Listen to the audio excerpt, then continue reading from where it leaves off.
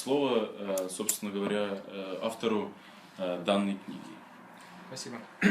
Saygılı dostlar, çok sevindim hepsinizi sizi burada görme. Taziyedesinde biz tanışırız, birbirimizi biliriz. Kiminle belki daha tanışmadık, ileriye doğru tanışacağız. Hepsiniz hoş geldiniz. Hani bulduğunuz vakit, ayırma vakit bizim bu toplantımız için. Дорогие друзья, я рад всех вас приветствовать на сегодняшнем нашем собрании. И хочется отметить то, что объединяющим началом, из-за которого все мы сегодня собрались, таким началом стал протоиерей Михаил Чакир, который по праву считается неотъемлемой частью национального самосознания гагаузов, потому что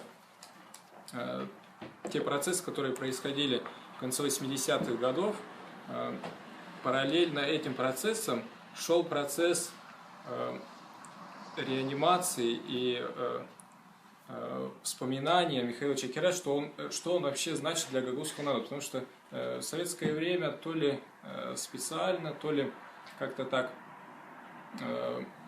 с течением обстоятельств получилось, что о нем практически никто не знал, никто не писал. Вообще его наследие было утеряно, и долгое время исследователи даже не могли сказать, сколько книг он написал, что он точно перевел, где эти книги хранятся. И очень много экземпляров было утеряно и забыто, но очень радостно, что с этого времени постепенно этот пробел восполняется. И наше исследование, которое мы сделали вместе с протоиереем Октавианом Мошиным, сотрудником митрополии Кишиневской, является такой маленькой каплей в тот океан, который нам еще предстоит восполнить касательно жизни и служения Михаила Чакира и анализа его деятельности и как его деятельность повлияла на судьбу гагаузов. Очень сложно заниматься текстами Михаила Чакира, не зная подробно о его жизни, чем он занимался, чем он жил, о его семье, о его супруге. Поэтому перед нами были поставлены такие задачи, а с другой стороны стимул был получен из митрополии, когда и сам митрополит благословил это дело, и сотрудник митрополии, отец Октавиан, тоже подключился к этому делу. И вот к 75-летию со дня смерти Михаила Чакира, которое отмечалось в этом году 8 сентября 2013 года. Вот. И, кстати, не знаю, это совпадение или промысел, что именно в тот день, когда скончался протоиерей Михаил Чакир, патриарх служил божественную литургию в Кишиневе, вот, на которой была также прочитана Ектемья на гагаузском языке, который перевел еще отец Михаил Чакир. То есть, я думаю, что это не случайно. Мы постарались собрать тот материал, который уже был напечатан, в том числе научные издания, монографии, публицистика, а также какие-то новые архивные данные, которые мы могли бы предоставить читателю, ввести в научный оборот.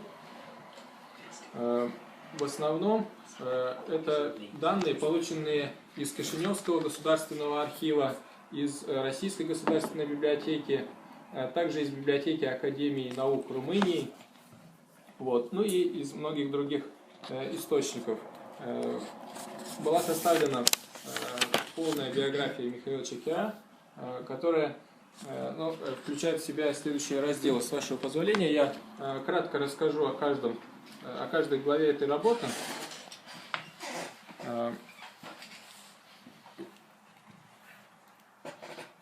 Вот. В архиве было найдено дело, которое зафиксировало дату рождения родителей, крестных родителей Михаила Чакира. Вот. Родился он в 1861 году, 27 апреля по старому стилю, в колонии Чадорлунга.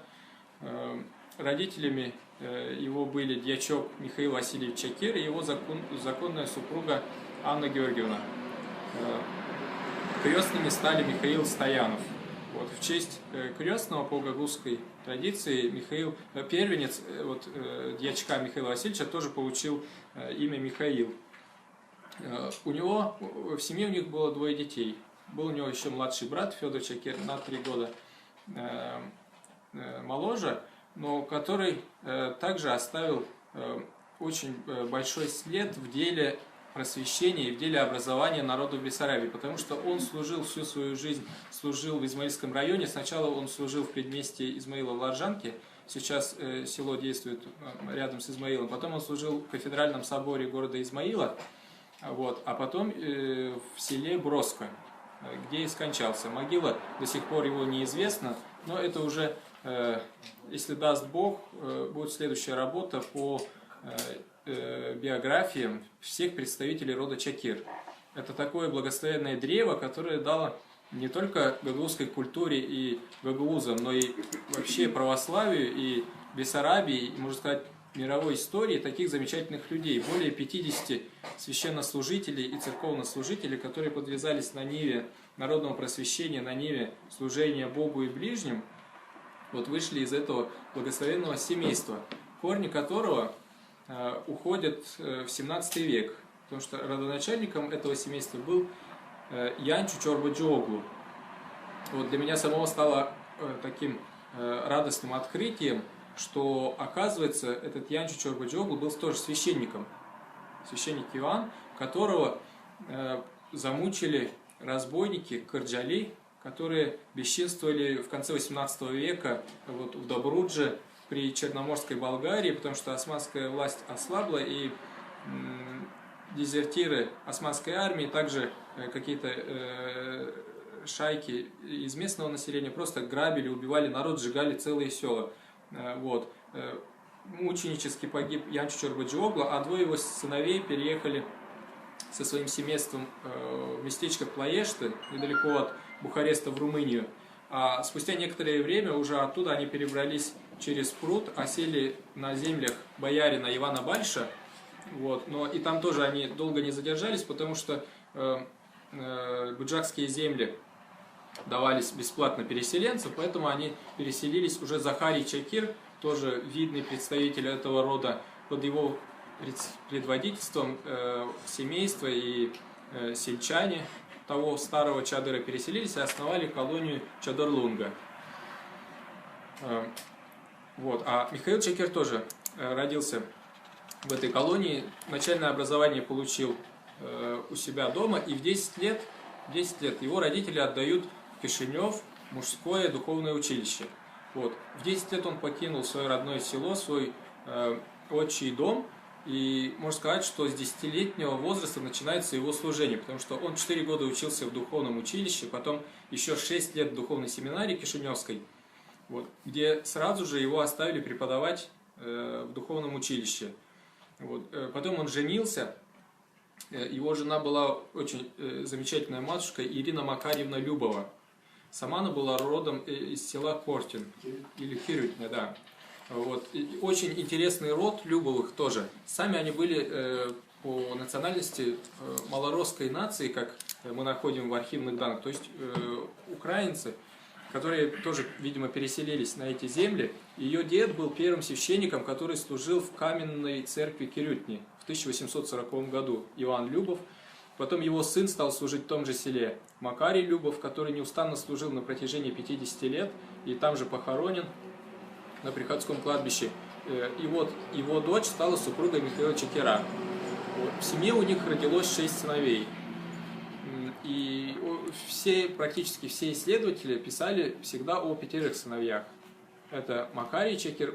Разница у них у всех была в 2 года. Макарий Чакир, вот, расскажу кратко о их судьбе.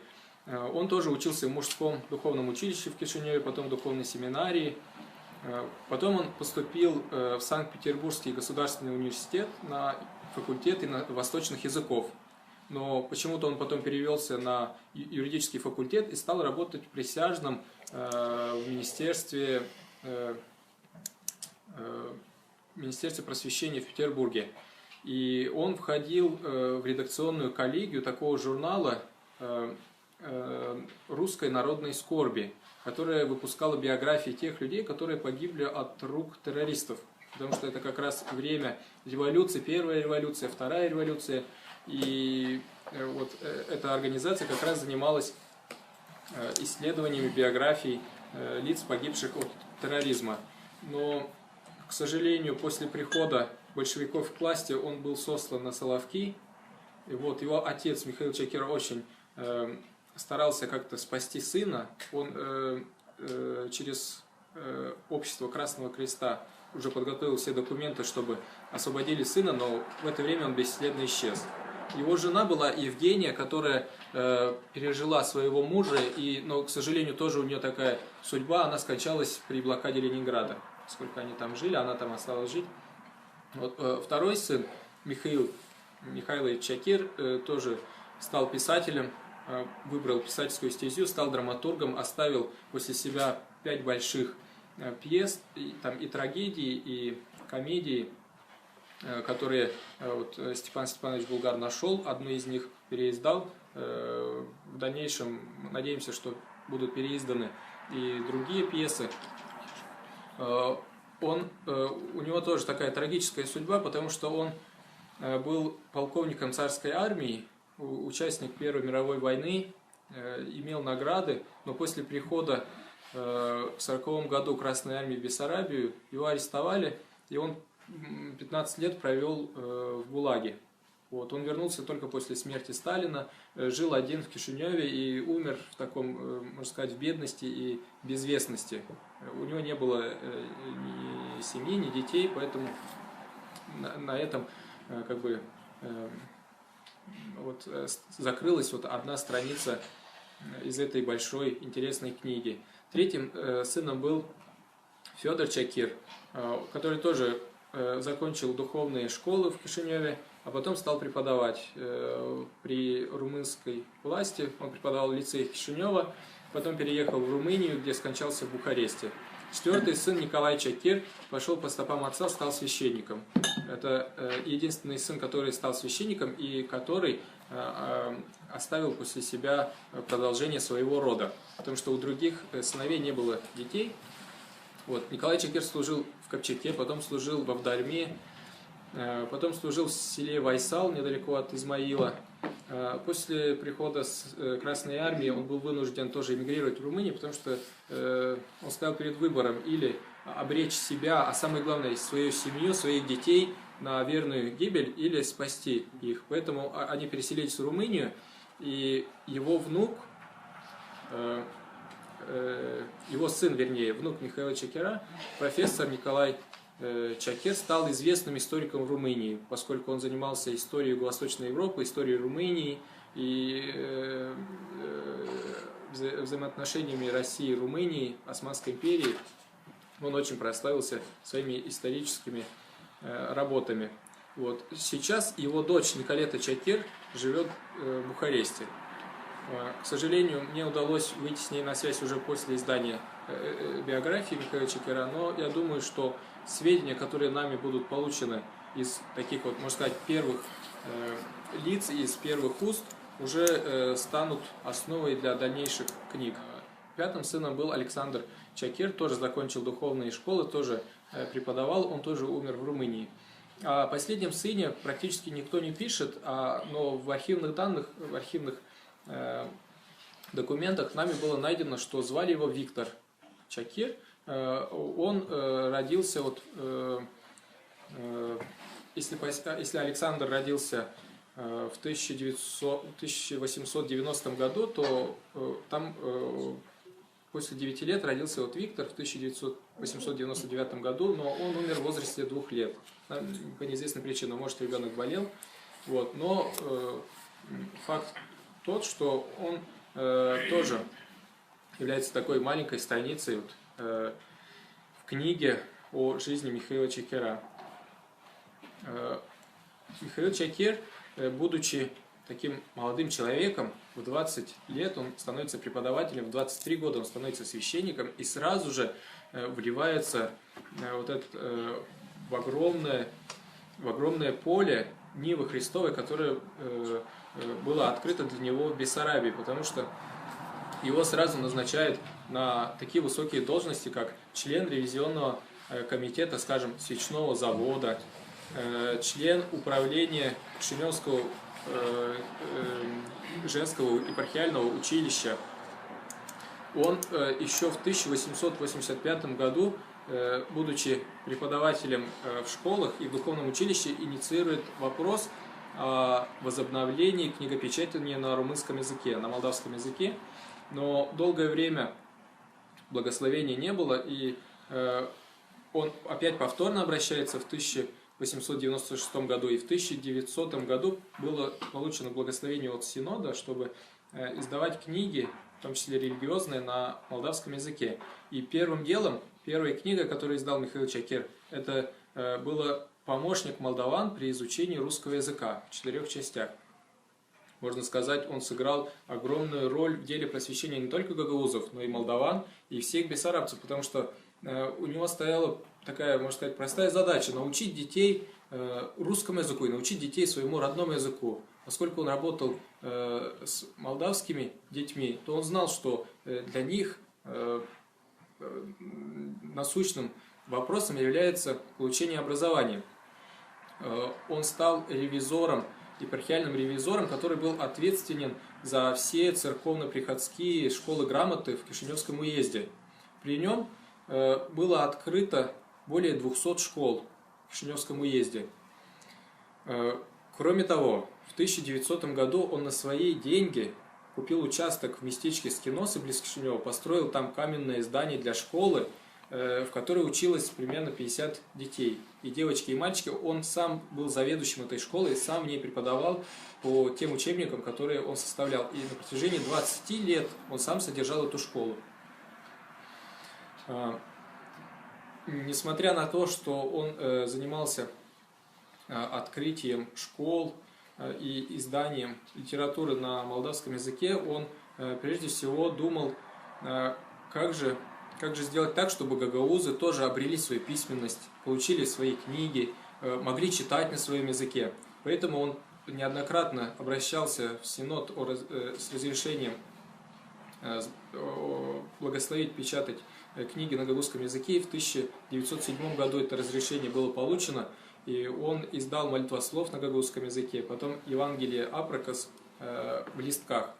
То есть, что это значит? Он раз в месяц выпускал листок вот, примерно такого формата по 8 страниц. То есть он сразу перевел не все Евангелие, вот он перевел кусочек, он сразу печатал и раздавали по приходам гагаузским, чтобы люди могли читать, вот сразу получить эту возможность чтения. Он перевел священную историю Ветхого Завета, священную историю Нового Завета на гагаузский язык. То есть это адаптация, можно сказать, всей Библии. Это сжатый рассказ, библейский рассказ, пересказанный доступными словами.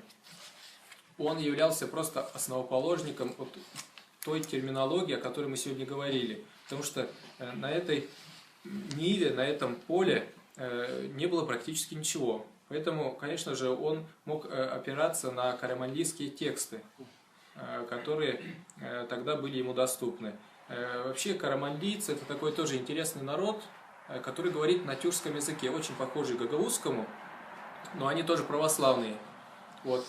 Вопрос об их происхождении и об их этногенезе до конца также не решен, как и вопрос гагаузский, но факт в том, что они считают себя православными и называют себя тюрками, караманлийскими тюрками.